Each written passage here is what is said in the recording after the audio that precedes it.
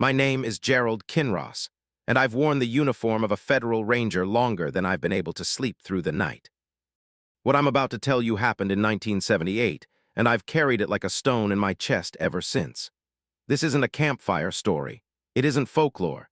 It's the reason I never went back into one specific stretch of forest, even when my badge said I had every right to.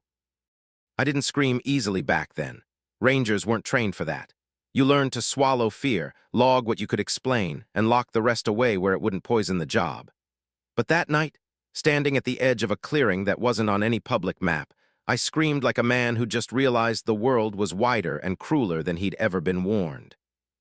Back in '78, our station ran on paper, coffee that tasted like burnt mud, and analog radios that hissed more than they spoke.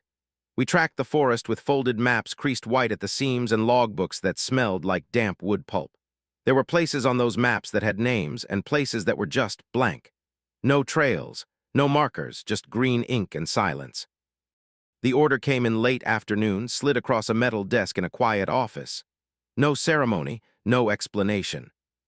"Routine sweep," my supervisor said, eyes already moving past me. "Southern sector, stay within the marked boundary." He didn't need to say which boundary. We all knew. The one penciled in, not printed.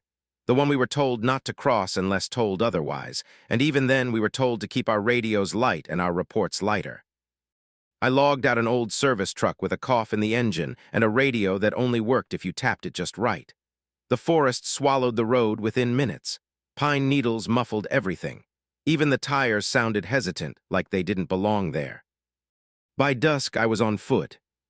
The air felt, held, that's the only way I can describe it, like the forest was waiting for something to finish breathing. My flashlight was one of those heavy metal jobs, the kind that could double as a club. Its beam cut tunnels through the trees but never reached very far, like the dark was leaning back just enough to avoid being touched. I checked my map. According to paper, I was exactly where I should be. According to my gut, I was. The radio crackled once. Not words, just a dry pop followed by nothing. I tapped it, listened, tried again. No response. That's when I noticed the animals had gone quiet. Not slowly, not naturally. One moment there were insects ticking and something small rustling in the underbrush. The next, it was as if someone had reached out and turned the volume knob all the way down. You don't ignore that kind of silence in the woods. I followed a shallow depression in the ground, barely visible unless you were trained to read land like a book that didn't want to be read. It led me off the marked path and toward a section of forest I knew I wasn't supposed to enter without explicit clearance. The clearing appeared suddenly. No gradual thinning, no warning. One step was trees and shadow, the next was open ground under a sky that felt too exposed. The grass inside the clearing was pressed flat, not trampled, arranged. Bent in slow arcs, like something heavy had stood there for a long time and recently decided to leave or return. My flashlight flickered. I wrote that detail down later, even though no one asked for it. Equipment malfunction. Battery drain, perfectly explainable, except the batteries were new. I'd logged them myself. I took one step into the clearing. The air changed temperature, cooler, thicker. Each breath felt like it lagged a second behind my lungs. I remember thinking, absurdly, that if I shouted, the sound might not come back. That was when I felt it. Not saw it, felt it. The unmistakable sensation of being watched by something that didn't need eyes the way I did. Something positioned perfectly still, dead center of the clearing, just beyond the reach of my light. I called out standard ranger protocol, voice steady, name, badge number, purpose. The forest didn't answer. Instead, something shifted in the dark ahead of me, slow, deliberate, and far too tall to be anything I'd ever logged before. And I realized, with a clarity that still makes my hands shake, that whatever stood in that clearing had been there long before the map, and had no intention of being discovered. I wish I could tell you I froze. That would sound braver. Truth is, my body moved before my mind caught up, one boot sliding back toward the tree line like it knew something I didn't want to accept yet. The flashlight beam wavered across the clearing, trembling just enough to betray me. The shape didn't rush. That's what still visits me in the small hours. Predators I understood, bears, cougars, even desperate men, they all react to movement. This thing did not. It remained fixed, as if motion was optional. As if time itself behaved differently. And it. I forced myself to breathe through my nose. Training took over in pieces. Observe. Assess. Do not panic. I adjusted the beam upward, expecting fur, antlers, a silhouette I could lie about later. What the light found was wrong in quieter ways. It stood on two legs, but not like a man stands. The posture was learned, practiced, as if copied from observation rather than instinct. Its outline blurred at the edges, not from speed but from an uncertainty of form, like heat shimmer without the heat. The surface of it absorbed the light instead of reflecting it. Not black, empty. The clearing itself seemed to bend inward.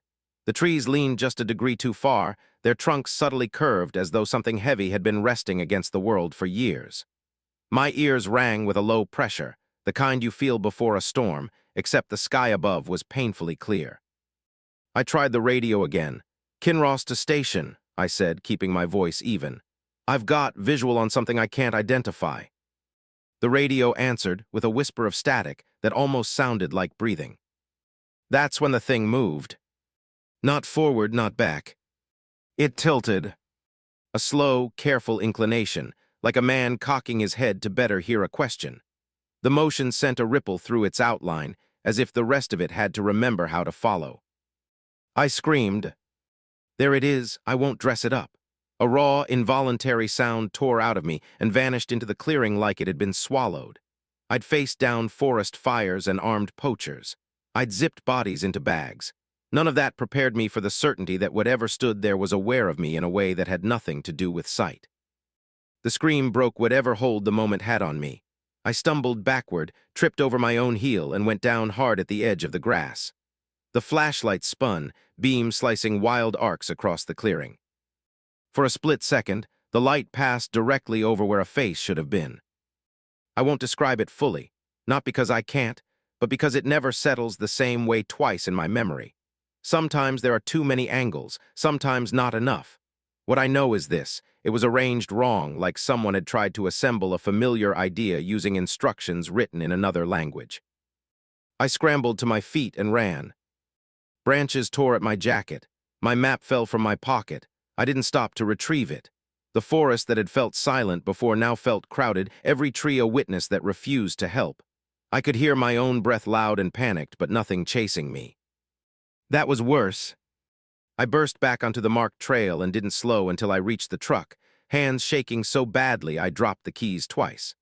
When the engine finally turned over, the radio came alive all at once, clear, strong, as if nothing had ever been wrong. "Kinross, report," my supervisor's voice said, calm, distant. I didn't tell him what I'd seen, not then. I said I'd encountered unstable ground. I said I'd felt disoriented. I said I'd marked the area for review. There was a pause on the line, long enough to stretch. "Negative," he said finally. "You didn't see anything. Return to station." Back at the office, they took my statement in a room with no windows. Two men I hadn't met before asked questions that circled but never landed. When I mentioned the clearing, one of them slid my map back across the table. Only now, the area I'd crossed into was neatly boxed in red pencil. "That section doesn't exist," he said gently. "Hasn't for a long time." Another ranger didn't come in that week. His name was removed from the board without comment. His bunk was cleared by someone else. I tried to sleep, I tried to drink, I tried to forget. But every time I closed my eyes, I saw that tilt of the head, curious, patient, waiting. And I knew deep down that it hadn't been surprised to see me. It had been expecting someone. I stayed on the force another 12 years after that night. Long enough to earn commendations, long enough to be called steady by men who didn't know what my hands were doing under the table when the lights went low. I never went back to the southern sector. No one asked me to. They didn't have to. Every few months, a memo would circulate, quietly, about trail closures or controlled burns that never happened.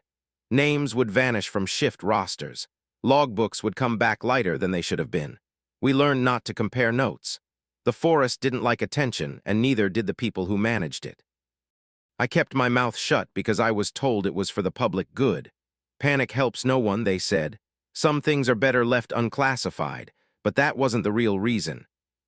The real reason was the dreams. In them, I'm always standing at the edge of that clearing again, older each time, my uniform hanging differently on my shoulders. The thing is always there, patient as stone. Sometimes it's closer. Sometimes I get the sense that it's been following the lines of my life, the way I once followed contour lines on a map.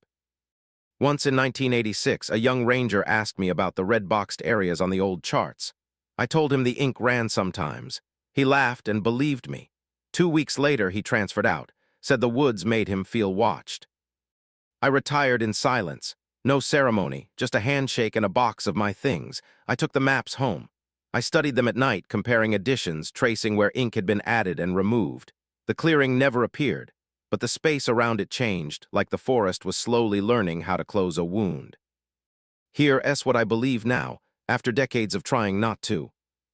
That thing in the clearing wasn't lost. It wasn't hiding. It was stationary, like a marker. Like a warning placed by something that understands territory better than we ever will. We call them parks, preserves, protected land. We draw lines and convince ourselves they mean ownership. Some lines are the other way around.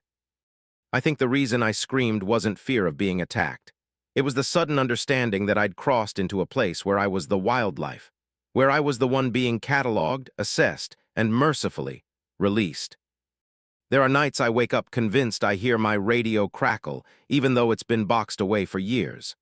I'll sit there, heart racing, half expecting a voice to tell me to return to station, to resume a patrol that never ended.